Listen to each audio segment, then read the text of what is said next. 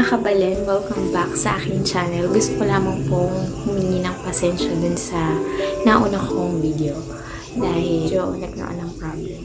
Anyway, gusto ko lamang pong i-introduce sa inyo itong video ko, which is a product review of RDL Baby Face number.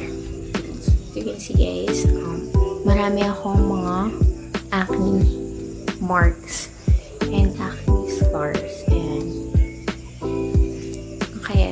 Meron akong gustong i-try na product, which is yung ng RDL to lessen na dark spot and mag-brighten naman yung skin ko. And share ko lang sa inyo guys, actually kabibili ko lang kanina ng RDL sa isang botika dito sa amin and mabenta. It is best seller daw nila actually si RDL. Last stock na lang siya, so ayaw ko ibigay sa akin nung tendera. Tapos yung katabi ko pa is yung isang customer na bumibili din ng RDL. So eto siya guys. Actually nasira ko na yung box. Ayan, nasira ko na yung box. So maglalagay na lang ako dito ng image ng RDL. Actually guys, ang treatment ng product na ito is, sabi nila is indication daw siya or for the topical treatment of acne vulgaris and for pathological hyperpigmentation such as chloasma, melasma, freckles, and lentigens. Actually guys, day 1 ko to and ginala akong update every week siguro after 7 days. This is not for pregnant women and lactating women. Ayan guys, open ko na siya.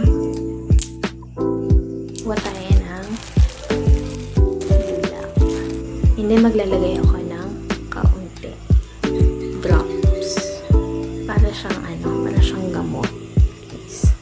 Okay guys, dadaanan lang ng cotton na to yung surface and hindi na kailangan balikan. Maaari siyang mag-cause ng irritation. Okay guys, umpisahan na natin mag-dab sa face natin.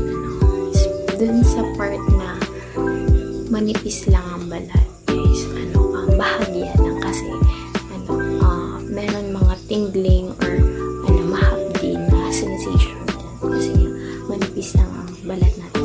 Let's start.